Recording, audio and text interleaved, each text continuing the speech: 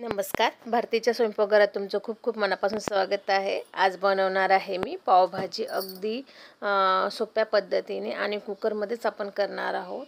कुकरमध्ये मी तेल टाकलेलं आहे, जिरं टाकलेलं आहे. जिरं अगदी फुललं आहे आपलं. आता आपण त्यामध्ये बटाटे टाकणार आहोत. 2 बटाटे मी बारीक कापून घेतलेले आहे आणि आपण बटाटेसुद्धा परतून घेणार आहोत. अगदी 2-3 मिनटं परतून घ्यायचे आहेत आणि आपली पावभाजी अगदी इन्स्टंट लवकरच होणार आहे. हळद टाकली आहे 1/2 टेबलस्पून. मिरची पावडर टाकलेली आहे 1/2 टेबलस्पून आणि आपण आता परतून घेणार आहोत तेलामध्ये मस्त. आता मी शिमला मिर्च टाकलेली आहे, बीट टाकलेलं आहे कलरसाठी, 3 टोमॅटो टाकलेले आहे बारीक कापलेले आणि आपण आता सगळे जिन्नस आता आपण परतून घेणार आहोत. अगदी भाजी 5 मिनिटं आपण परतून घेणार आहोत. मीठ टाकलेलं आहे, चवीनुसार मीठ टाका आणि 5 मिनिटं भाजी आपण तेलामध्ये मस्त परतून घेणार आहोत. आणि आता आपण 5 मिनिटं आपले झालेले आहेत. त्यात आपण पाणी टाकलेलं आहे. पाणी अगदी 1 ग्लास पाणी टाकलेलं आहे आणि 3 शिट्ट्या आपण होऊ देणार आहोत. आपले 3 शिट्ट्या झालेल्या आहेत आणि आता आपण ती भाजी आपण मॅश करून घेणार आहोत. मॅशरने मॅश करून घ्यायची आहे. आता कढईत मी बटर टाकलेलं आहे आणि बारीक लसूण, आलं लसूणची पेस्ट टाकलेली आहे. कांदे टाकलेले आहेत.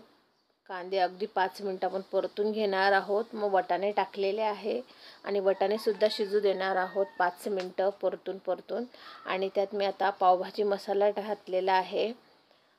1/2 टेबलस्पून मिरची पावडर टाकलेली आहे, 1/2 टेबलस्पून धणे पावडर आणि मसाले अगदी 5 मिनिटं आपण परतून घेणार आहोत, जेणेकरून आपली भाजी अगदी चविष्ट होईल. आपले 5 मिनिटं झालेले आहेत मसाला परतून आणि आपण आता आपली फोडणी कुकरमध्ये टाकणार आहोत आणि सगळे जिन्नस आपण आता वाटाणे आपल्याला मॅश करायचे आहेत. आपली भाजी मॅश झालेली होती, वाटाणेसुद्धा आपण मॅश करून घेतलेले आहे आणि आता आपण निंबू पिळून घेणार आहोत. निंबूमुळे आपली भाजी अजून चविष्ट होणार आहे. कोथिंबीर टाकलेली आहे.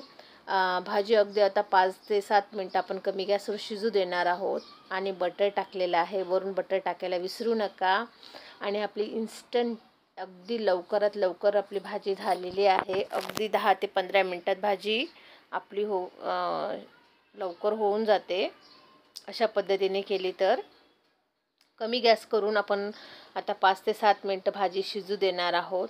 आता आपण पावसुद्धा गरम करून घेणार आहोत. बटर टाकलेला आहे, पावभाजी मसाला आणि आपली थोडी पावभाजी टाकलेली आहे आणि आता आपण पाव पण बटरमध्ये मसाल्यामध्ये आपण मस्त त्याला फ्राय करून घेणार आहोत, गरम करून घेणार आहोत आणि आपले पावसुद्धा गरम झालेले आहेत. तर नक्की अशा प्रकारे करून बघा आणि लाईक आणि सबस्क्राईब करायला विसरू नका. थँक्यू.